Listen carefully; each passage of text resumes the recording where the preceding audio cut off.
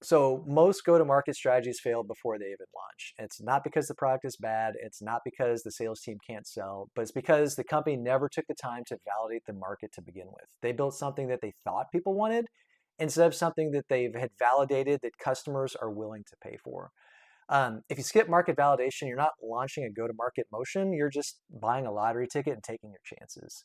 All right, so the first things we're going to go over are why market validation matters, what good validation actually looks like, and how to turn what you learn into a sharper go-to-market motion. So actually put some of that language or that education, that data to use. If you're building a new product, if you're launching a new service, or if you're even repositioning an old one, this is where your go-to-market really begins. Like this is the very first step you need to take. All right, so jumping in, section one. All right, so here's the problem. Most companies build in isolation. They're brainstorming these features in a conference room, they write a few assumptions on a whiteboard, and then they start hiring sales reps to go take it to the market.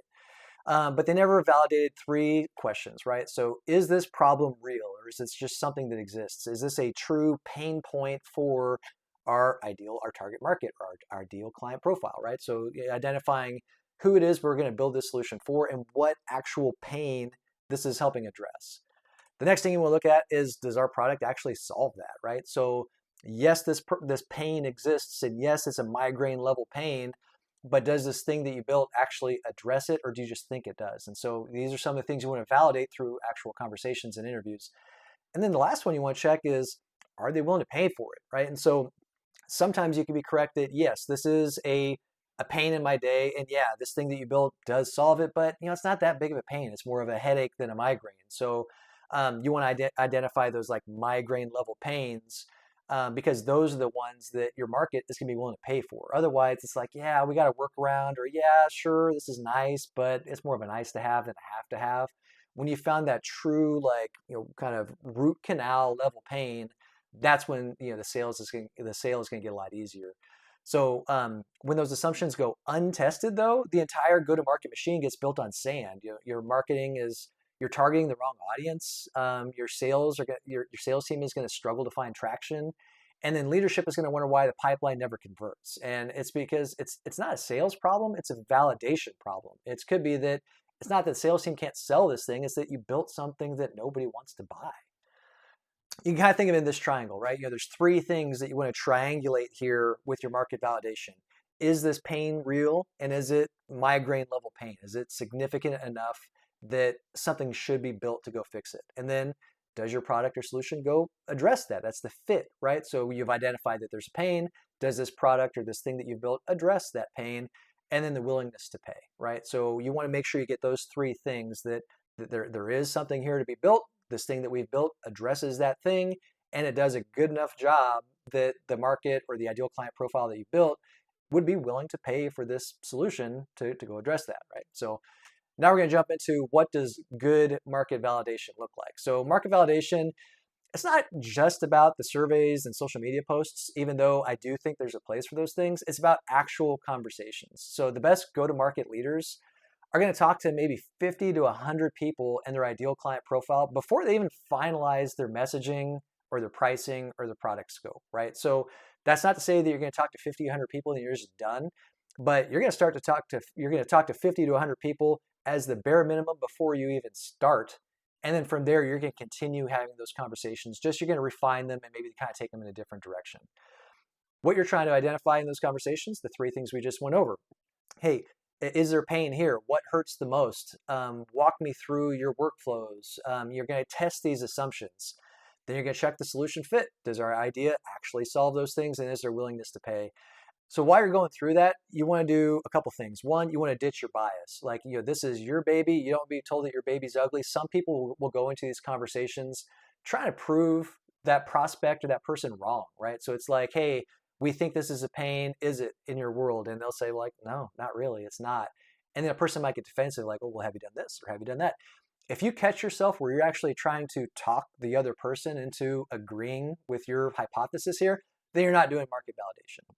The other thing you want to do is, don't lead the witness, right? So you want to ask open-ended questions. You want to take this hypothesis that you have around the product or the solution or the pain or the price point or any of those things, but not say, hey, is this a pain point in your world? It'd be more of like, hey, walk me through your workflow, or walk me how you do this thing, or something that kind of gets them to tell you the story about their day or how they encounter this particular solution, or how that pain presents itself in their day-to-day basis. You don't necessarily want to say like, well, my understanding is that a person in this role has this challenge, and so I've built this thing, and can you just tell me if this is good or not? Like, if you're asking them too many yes or no questions and not enough open-ended questions, you're probably not heading down the right track. In general, it's kind of like a sales conversation.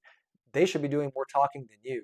Like the saying, a prospect who's listening is not a prospect at all. It's the same thing, right? If you're doing too much talking, then you can't be collecting that data that's going to help you later on. Some people will push back on this saying like, well, how am I supposed to get 50 to 100 people to agree to even a 15 or 20-minute conversation for me to ask these questions? And then I think a good response is, man, if you can't get them to give you 15 or 20 minutes for some like market validation or some questions, how are you going to get those same people to give you 15 or 20 minutes for a discovery call or a sales call, or to spend 30 grand or something on whatever your solution is to go solve this, right? And so, this is also a good exercise in identifying kind of your marketing approach, right? Like, you're going to have to identify who those people are that you want that feedback from, how you are going to get in front of those people, how you can get your schedule appointment with me link in front of them, and how you can actually get them on the phone to talk to you. Because if you can't get them on the phone to talk to you about this market research stuff,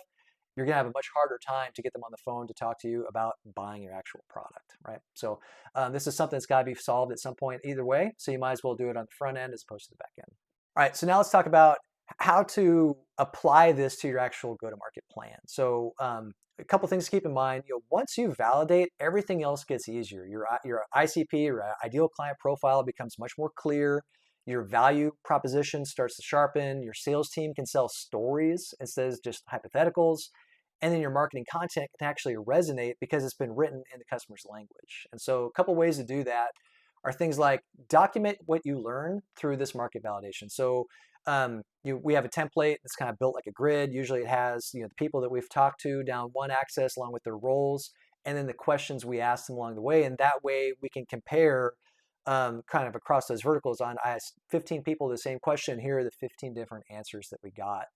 But once you start to document that, that's how you can start to identify much more clearly who your ideal client profile is. So it could be you've identified maybe an industry and a role, but then you start to find out that maybe when a company gets to be a certain size, they're really no longer a fit. Or if a company's too small, they're not really a fit. You can start to identify where that threshold is through those conversations. The other thing you could do is use that documentation as like your go-to-market foundation. So you can start to identify the roles of the people that you talk to, key quotes or things that you heard.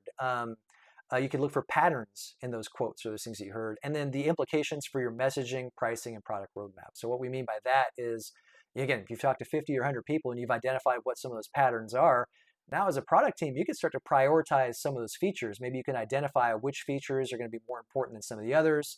You can start to kind of validate where that price point should land once you launch. And so that helps build the whole marketing and launch campaign with actual data that you've collected from your ideal client profile or from the target market.